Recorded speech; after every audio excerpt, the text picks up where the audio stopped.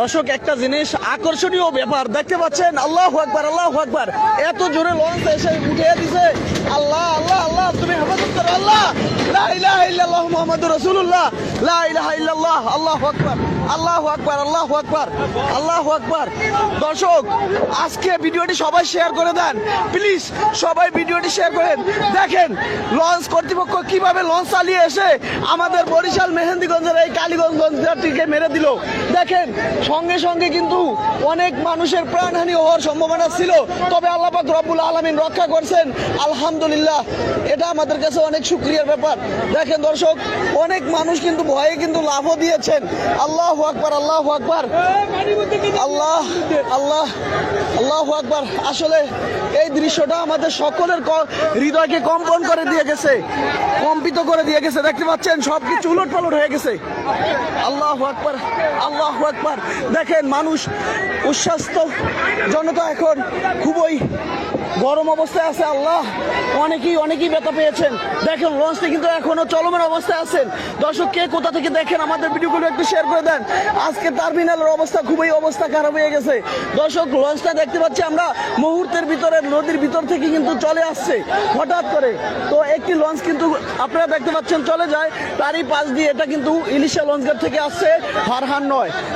আমার মনে হয় মেয়াদ উত্তীর্ণ গাঁজা খেয়েছে, তা না হলে এরকম ভাবে কেউ লঞ্চ চালায় না। আজকে আপনারাই সচক্ষে দেখেছেন দর্শক আমাদের এখানকার সিচুয়েশন। দেখেন আল্লাহু আকবার। আজকে এখানে যারা ছিল সবাই কিন্তু একটা বিশাল আতঙ্কে থেকে বেঁচে ফিরছে। আল্লাহ পাক রব্বুল আলামিন সকলকে যেন হেফাজত করছেন, এটাই আমাদের কাছে অনেক কিছু। আল্লাহর কাছে লাখো কোটি শুকরিয়া জ্ঞাপন করি, শুকরিয়া জানাই। আল্লাহ মনে হয় কিছু হয়েছে, আল্লাহ দু একজন কিছু হয়েছে মনে হয়। আল্লাহ তুমি হেফাজত করো আল্লাহ আল্লাহ আল্লাহ। মানুষ পড়লো সমস্যা নেই। আল্লাহ ভাই যে যেখান থেকেই দেখেন ভাই ভিডিওটি সবাই শেয়ার করেন। আল্লাহ দেখেন বাইরে নিয়ে যান, তাড়াতাড়ি নিয়ে যান।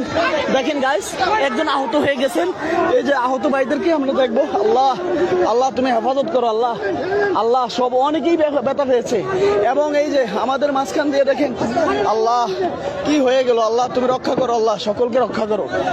এই যে একজন আহত হয়েছে তাকে নিয়ে যাচ্ছেন। আল্লাহ এই লঞ্চ আজকে আর ঘাট করবে না, সম্ভবত ঢাকার উদ্দেশ্যে চলে যাচ্ছে।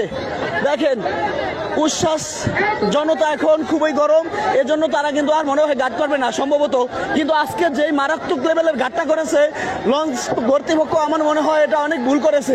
কারণ আল্লাহ না করুক যে কোনো মুহূর্তে অঘটন ঘটে যেতে পারতো, কিন্তু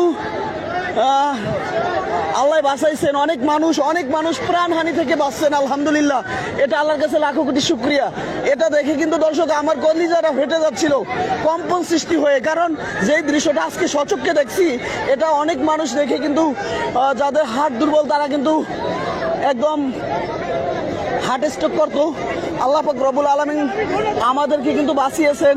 এখানে আপনারা দেখতে পাচ্ছেন অনেক যাত্রী। এই যাত্রীগুলো একদম হঠাৎ করে লঞ্চটা নদীর মাঝখান থেকে চলে এসে টার্মিনালের উপরে মেরে দিল। তবে ভাগ্য ভালো, আল্লাহ পাক রব্বুল আলামিন আমাদের সকল যাত্রীদেরকে হেফাজত করেছেন।